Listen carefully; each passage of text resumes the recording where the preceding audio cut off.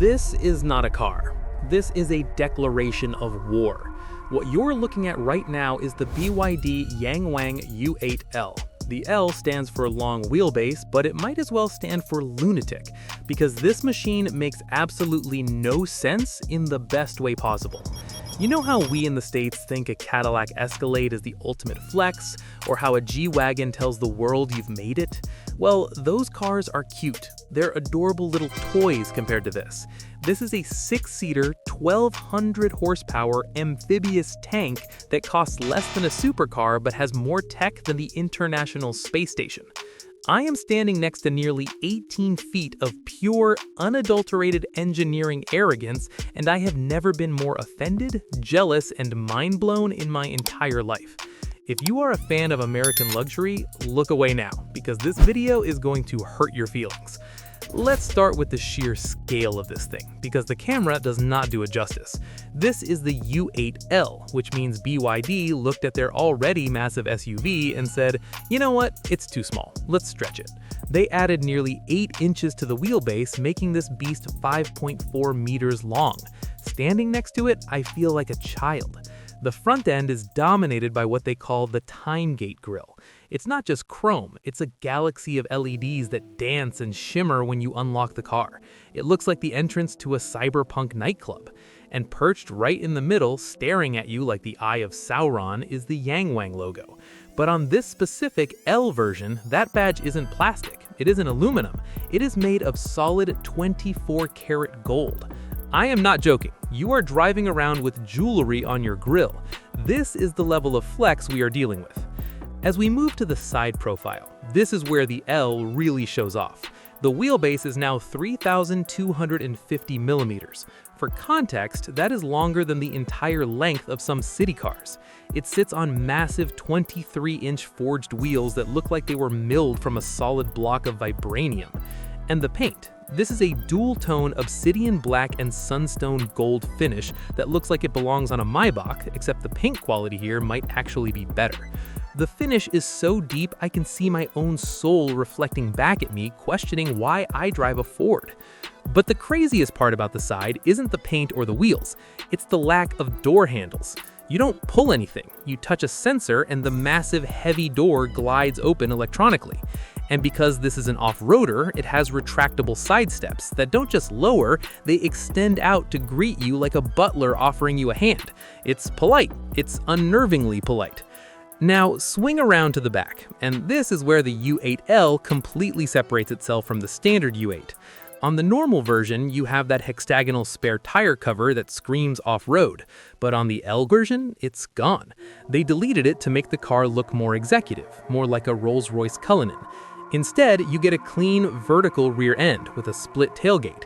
You press a button, and the top glass lifts up while the bottom section lowers down electronically. And get this, the bottom tailgate is reinforced to hold 200 kilograms. But you guys don't care about tailgates. You care about power, and this is where the numbers start to sound like I'm making them up. Underneath this tuxedo-wearing body is the E4 platform. That means 4 independent electric motors, one at each wheel. Combined with a 2-liter turbo engine that acts as a generator, meaning it never drives the wheels, it just charges the battery, this thing produces 1,180 horsepower. Let that sink in. This family SUV has more power than a Bugatti Veyron did when it first launched. It weighs nearly 4 tons, yet it rockets from 0 to 60 in 3.6 seconds. That is nauseatingly fast. You smash the pedal and the laws of physics just leave the chat. You don't accelerate, you teleport. And because it has torque vectoring on every single wheel, it can do things no other car can do. Let's talk about the tank turn. We've all seen the videos, but experiencing it is different. Because each wheel has its own motor, the car can spin the left wheels forward and the right wheels backward. You can literally rotate 360 degrees on the spot. Imagine you're in a tight parking spot, or you just want to flex on a G-Wagon owner. You press a button and the car pirouettes like a ballerina made of steel. It's violent, it's loud, and it destroys tires, but oh my god is it cool.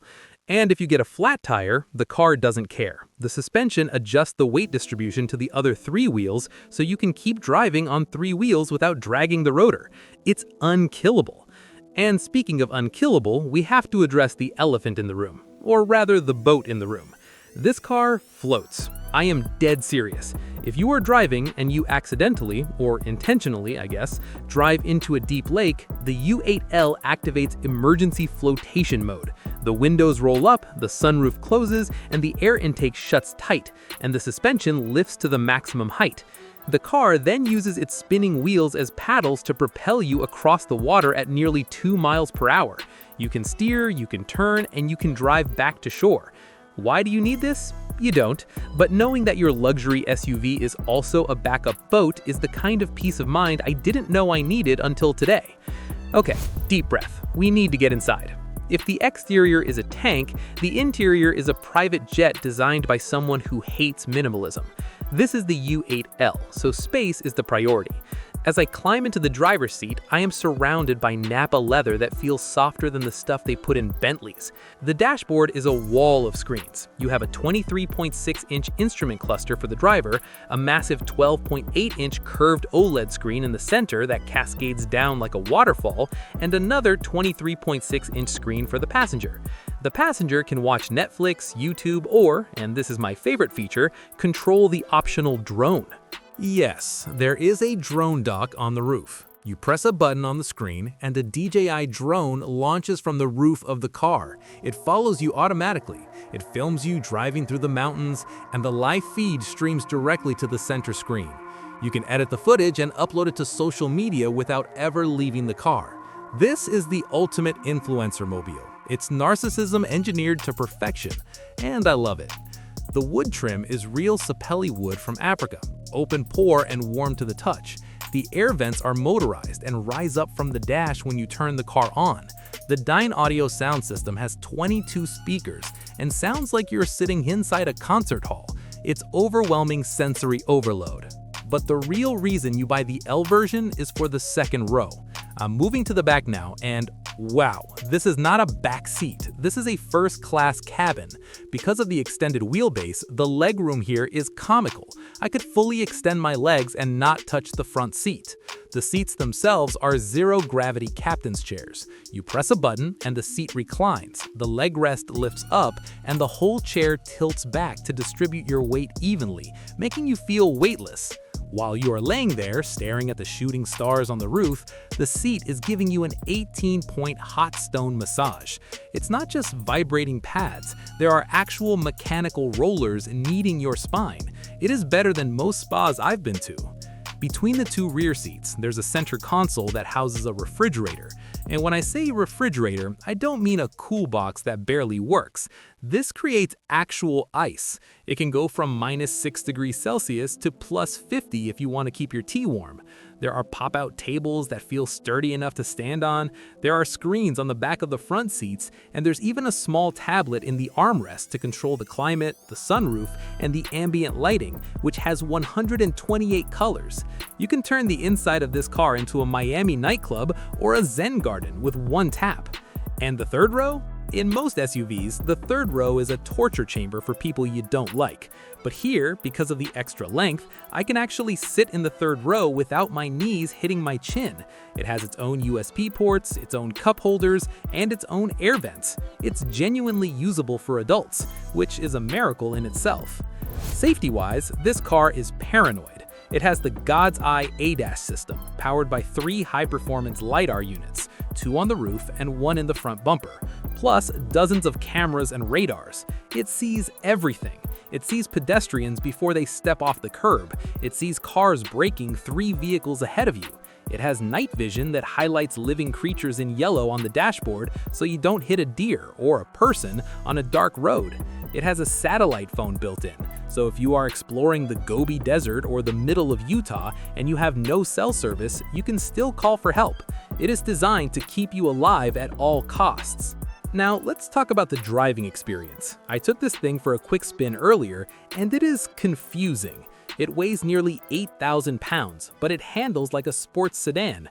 This is thanks to the DiSus-P suspension. It's a hydraulic body control system that eliminates body roll. You turn into a corner and the car just stays flat. It defies physics. If you hit a massive pothole, the sensors see it coming and soften just that one wheel instantly, so you feel nothing. It literally erases the road imperfections. And because of the active noise cancellation and the double-paned acoustic glass, it is dead silent inside. You could whisper at 80 miles per hour and be heard clearly. It's like driving inside a library that is strapped to a rocket. So, how much does all this insanity cost? In China, the pricing for the Yangwang U8L is expected to be around 1.28 million RMB. That translates to roughly 180,000 USD. Now, I know what you're thinking. $180,000 for a Chinese car? That's crazy. But is it?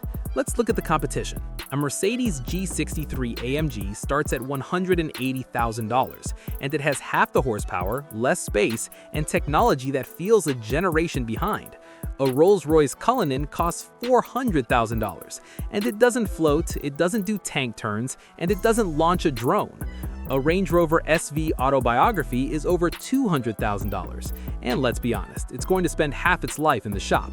The L8 is offering hypercar performance, Rolls-Royce luxury, and military-grade off-road capability for the price of a standard G-Wagon. It's a bargain. I can't believe I'm saying that a $180,000 car is a bargain, but it is. It exposes how much we are overpaying for heritage from European brands. This car isn't selling you a badge, it's selling you pure, unadulterated capability. And that brings me to the uncomfortable truth. This car scares me. Not because it's fast or because it's big, it scares me because it shows just how far ahead the Chinese auto industry has surged. While GM and Ford are struggling to make profitable EVs and canceling projects, BYD is building 6-seater amphibious luxury tanks with satellite phones. The pace of innovation is blinding. This isn't just good for a Chinese car, this is just objectively better than almost anything else on the road, period. It makes my Tesla Model X feel like a toy. It makes the Escalade feel like a dinosaur. So here's the final question I want you to answer in the comments. If you had $180,000 burning a hole in your pocket and you needed the ultimate do-it-all family vehicle, are you buying the badge? Are you buying the G-Wagon or the Range Rover just to fit in? Or are you buying the U8, the car that can literally drive you across a lake, massage your back with hot stones, and gap a Lamborghini at a stoplight? I know what I'd pick, and I think the legacy automakers should be terrified. This thing is a monster, and it's coming for the crown. Guys, if you enjoyed this deep dive into the maddest SUV on the planet, do me a favor, smash that like button, it really helps the channel. Hit subscribe and ring the bell, because we have some even crazier cars coming up next week, including one that might actually fly. You do not want to miss it. Let me know in the comments, is the floating mode a gimmick or is it the coolest feature ever? I'll see you down there. Until next time, keep driving, and try not to drive into a lake unless you have one of these. Peace.